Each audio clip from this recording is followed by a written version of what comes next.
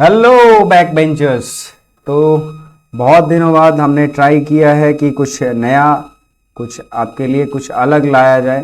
ठीक है, बहुत दिनों बाद आपके लिए वीडियो आ रहा है। आज क्लास 9th के लिए वीडियो आ रहा है। बहुत दिनों से जो सेटअप था वो प्रिपेयर नहीं हो पा रहा था। कभी कुछ प्रॉब्लम आ रहा था, कभी टेक्निकल ग्लिच आ रहा था, कभी लिखने में परेशानी आ रही थी। तो इन सभी परेशानियों को दूर करते हुए आप सबके साथ, आप सबके सामने प्रेजेंट करते हैं हम अपना नया सेटअप।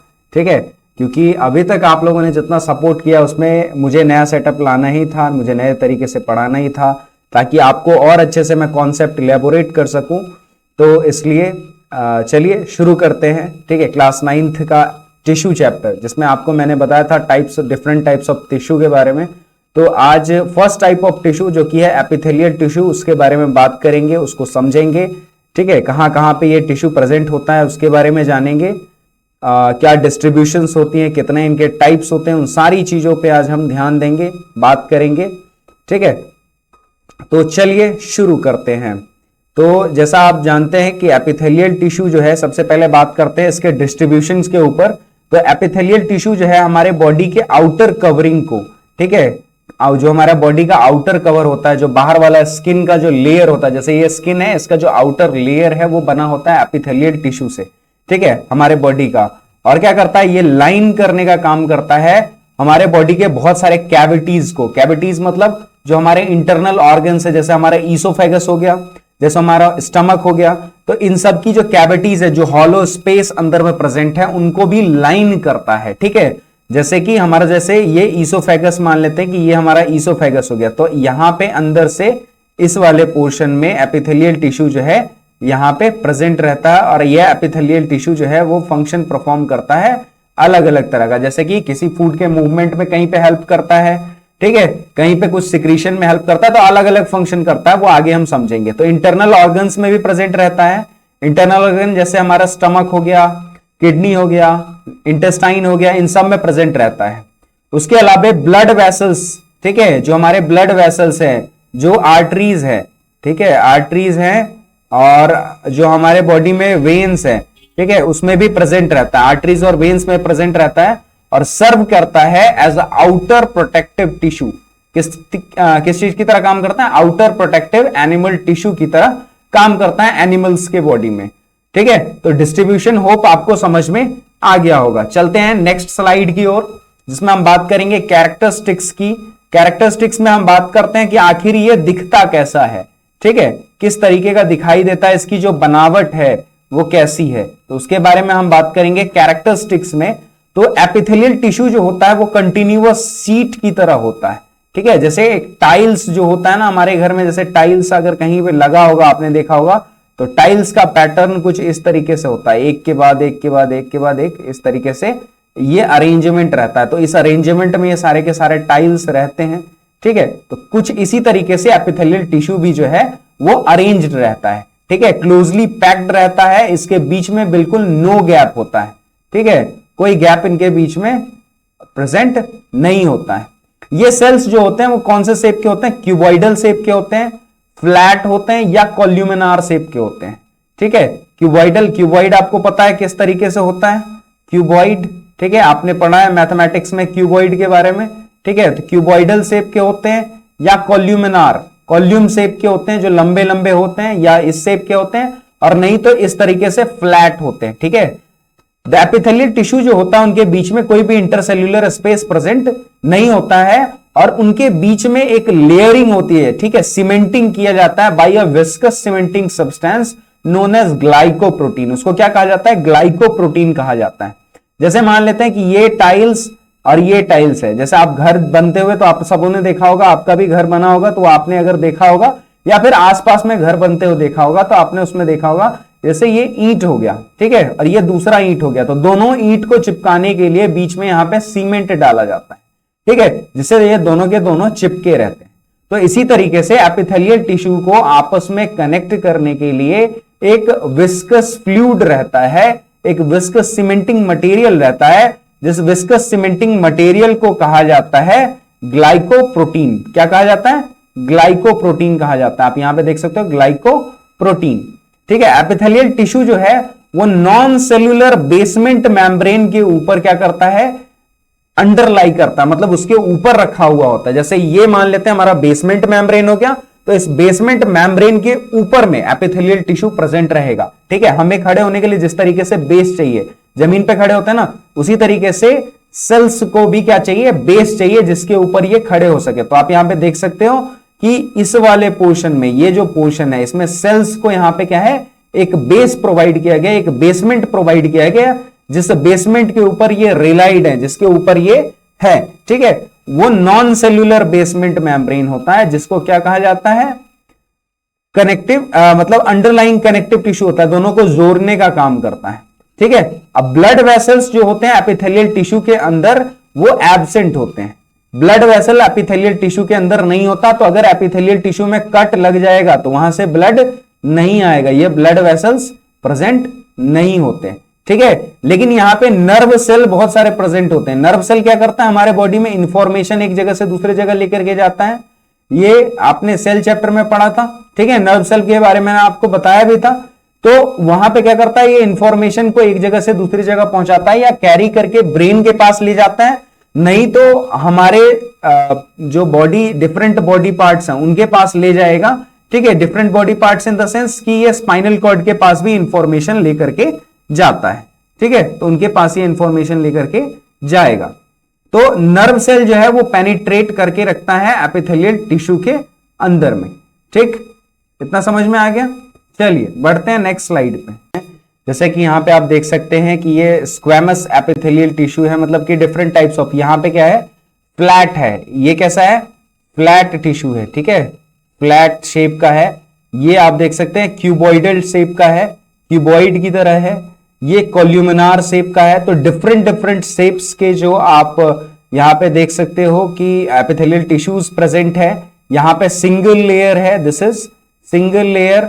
ठीक है, और यहां पे जो है वो मल्टी लेयर में प्रेजेंट्स है, मतलब एक से ज्यादा लेयर ऑफ सेल्स है। ठीक है, तो ये सिंपल एपिथेलियल टिश्यू है, और जब एक से ज्यादा लेयर्स प्रेजेंट होते हैं तो उसको कहते हैं स्ट्रेटिफाइड। क्या कहते हैं, स्ट्रेटिफाइड। तो आप यहां पे देख सकते हो स्ट्रेटिफाइड स्क्वैमस, स्ट्रेटिफाइड क्यूबॉइडल और स्यूडो स्ट्रेटिफाइड कॉल्यूमिनार। मतलब स्यूडो मतलब फॉल्स, स्ट्रेटिफाइड ज्यादा लेयर नहीं दिखाई देता, ऐसा लगता है कि ये बहुत सारे लेयर्स होते हैं, लेकिन ये क्या होते हैं, एक ही लेयर एक दूसरे के अंदर सबमर्ज होते हैं। ठीक है, कॉल्यूमिनार शेप जो टिश्यूज होते हैं उसके अंदर में। ठीक, बात करते हैं हम नेक्स्ट स्लाइड की कि ये जो प्रेजेंट होते हैं, ठीक है, तो इनका फंक्शन क्या क्या है। तो एपिथेलियल टिश्यू जो है हमारे बॉडी का आउटर लेयर ऑफ स्किन, ठीक है, वो फॉर्म करता है, ये मैंने आपको बताया। तो फॉर्म करके क्या करता है, ये हमारे बॉडी को इंजरी से प्रोटेक्ट करता है। ठीक है, किससे प्रोटेक्ट करता है, मैकेनिकल इंजरीज से प्रोटेक्ट करता है, जर्म्स को हमारे बॉडी में एंटर होने से प्रोटेक्ट करता है, और हमारे बॉडी को ड्राई होने से बचाता है। ठीक है, ड्राई होने से बचाएगा, और अदर हार्मफुल केमिकल से भी ये क्या करता है, हमको बचाता है। मैकेनिकल इंजरी से कैसे बचाएगा, तो कोई भी चोट लगेगा तो अपर लेयर में लगेगा। ठीक है, इंटरनल ऑर्गन्स में चोट नहीं लगता है। जर्म्स को एंट्री होने से कैसे बचाता है, तो जर्म्स अगर अटैक करते, जैसे अभी कोविड का वायरस हमारे नाक या मुंह के थ्रू ही हमारे बॉडी में एंटर कर पा रहा था, अगर वो हमारे स्किन के ऊपर गिरता तो वो हमारे बॉडी के अंदर एंटर नहीं कर पाता, और अगर वो हमारे बॉडी के अंदर एंटर नहीं करेगा तो वो अपना मैकेनिज्म भी शो नहीं करेगा और उसके इफेक्ट्स भी हमारे बॉडी पे नहीं होंगे। तो ये क्या करता है, जर्म्स के एंट्री को प्रिवेंट करता है और हमारे बॉडी को ड्राई होने से बचाता है। जैसे कपड़े सूख जाते हैं, ठीक है, धूप में रखोगे तो कपड़े सूख जाते हैं थोड़ी देर में, तो क्या उस तरीके से धूप में जब आप भी खड़े होते हो तो कभी सूखते हो नहीं, ऐसा नहीं होता है। तो हमारे बॉडी को ड्राई होने से बचाता है, कौन बचाता है, एपिथेलियल टिश्यू बचाता है। और क्या किस चीज से बचाता है, तो कोई भी हार्मफुल केमिकल अगर हमारे बॉडी पे पड़ जाता है, आउटर स्किन पे पड़ जाता है, तो आउटर स्किन उसको, मतलब अगर मान लो कोई ज्यादा हार्मफुल है तो वो बाहर वाला लेयर जल जाएगा, लेकिन वो अंदर वाले लेयर को क्या करेगा, प्रोटेक्ट करेगा। इंटरनल ऑर्गन्स जो होते हैं, इंटरनल जो हमारा लेयर होता है स्किन का, उसको क्या करता है, प्रोटेक्ट करने का काम करता है, उसको बचाने का काम करता है। ठीक है, और क्या करता है ये, तो एपिथेलियल टिश्यू जो है वो लाइनिंग ऑफ इंटेस्टाइन में प्रेजेंट होता है टू एब्जॉर्ब डाइजेस्टेड फूड। ठीक है, डाइजेस्टेड फूड को एब्जॉर्ब करने के लिए इंटेस्टाइन के लाइन में। तो इंटेस्टाइन कैसा होता है, इस तरीके से इंटेस्टाइन मान लेते हैं होता है, ठीक है, इस तरीके से क्वाइल्ड स्ट्रक्चर में इंटेस्टाइन होता है। तो इंटेस्टाइन में आपने पढ़ा है 8th क्लास में कि यहां पे क्या होता है, विली होता है, फिंगर लाइक प्रोजेक्शन, ठीक है। जो फिंगर लाइक प्रोजेक्शन क्या करता है, डाइजेस्टेड फूड को एब्जॉर्ब करके पूरे बॉडी में उसको डिस्ट्रीब्यूट करने का काम करता है।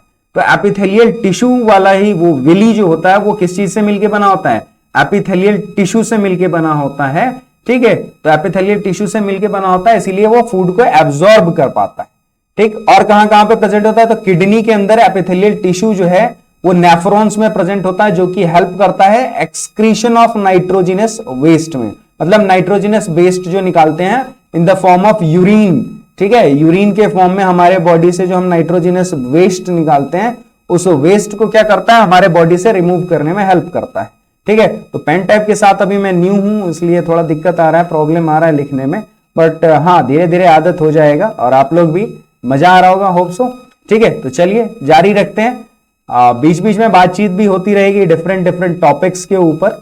तो अब बात करते हैं पहले रेस्पिरेटरी पैसेज में, ठीक है। रेस्पिरेटरी पैसेज में किस तरीके से ये प्रेजेंट रहता है, तो रेस्पिरेटरी पैसेज और जेनिटल डक्ट जो होता है हमारा, ठीक है, जैसे ओवरीज वगैरह हो गए जो फीमेल के अंदर होता है, या स्पर्म जो प्रोड्यूस होता है हमारे मेल गोनाड्स में, ठीक है, वहां पे भी क्या करता है, ये कंडक्शन का काम करता है, किस किस चीज का, म्यूकस एंड अदर सब्सटेंस का, ठीक है। म्यूकस और दूसरे चीजों का कंडक्शन का काम करता है, उसको एक जगह से दूसरी जगह ले जाने का काम करता है। एपिथेलियल लाइनिंग जो होता है सेमिनिफेरस टिब्यूल्स के अंदर एंड ओवरीज के अंदर, सेमिनिफेरस टिब्यूल्स जो होता है वो जनरली मेल में प्रेजेंट होता है, किसमें होता है, मेल में प्रेजेंट होता है, ठीक है। और ओवरीज जो होता है वो फीमेल के अंदर होता है। तो उन दोनों में भी क्या होता है, एपिथेलियल टिश्यू प्रेजेंट होते हैं, ठीक है। मेल के अंदर ये क्या करता है, स्पर्माटोजुआ का फॉर्मेशन करता है, मतलब स्पर्म का फॉर्मेशन करता है, ठीक है। यहां पे मेल के अंदर ये स्पर्म का फॉर्मेशन करेगा और ओवम का फॉर्मेशन करेगा, ओवम या एग भी कहते हैं, एग का फॉर्मेशन करेगा फीमेल के बॉडी में, ठीक है। तो इस तरीके से ये डिफरेंट डिफरेंट फंक्शंस परफॉर्म करते हैं। और भी फंक्शंस हैं, अब देख लेते हैं यहां पे पिक्चर के जरिए क्लियर कर लेते हैं कि किस तरीके से ये अलग अलग पार्ट्स में जो है प्रेजेंट रहता है, ठीक है। कहां कहां पे ये प्रेजेंट रहता है, तो आप यहां पे देख सकते हो कि ये लंग्स में, लंग्स के अंदर प्रेजेंट रहता है एपिथेलियल टिश्यू, ठीक है। यहां पे ट्रैकिया के अंदर में भी एपिथेलियल टिश्यू प्रेजेंट रहता है। ट्रैकिया के बाद जो हमारा स्टमक की लाइनिंग है उसमें भी एपिथेलियल टिश्यू प्रेजेंट रहता है। स्टमक के चलो कलर चेंज कर लेते हैं, इसका थोड़ा कलर पे ग्रीन कलर ले लेते हैं, ठीक है। तो एपिथेलियल टिश्यू के बाद जो हमारा स्मॉल इंटेस्टाइन होता है उसमें भी एपिथेलियल टिश्यू जो है स्मॉल इंटेस्टाइन के अंदर यहां पे प्रेजेंट रहता है, ठीक है, स्टमक के बाद। और उसके बाद लार्ज इंटेस्टाइन के अंदर में भी ये प्रेजेंट रहता है। तो ऑलमोस्ट हमारे बॉडी के हर एक पार्ट को लाइन करने का काम करता है, ठीक है। किडनीज के अंदर में भी ये प्रेजेंट रहता है, किडनी में भी ये प्रेजेंट रहेगा, ठीक। और भी बॉडी के बहुत सारे, हमारे बॉडी के स्किन में प्रेजेंट रहता है, यहां पे गोनाड्स में प्रेजेंट रहेगा, ठीक है। तो इस तरीके से अलग अलग जगह पे प्रेजेंट रहता है। तो एपिथेलियल लाइनिंग जो होता है यहां पे देख सकते हैं एल्वियोली का, वो बहुत सारा एक्सचेंज करवाता है, मतलब एक्सचेंज करने में हेल्प करता है, किस किस चीज के, ऑक्सीजन का और कार्बन डाइऑक्साइड के एक्सचेंज में, ब्लड को अंदर और बाहर करने में, ठीक है। जो हमारा इनहेल्ड एयर होता है उसको अंदर या बाहर करने में ये हमको हेल्प करता है, ठीक।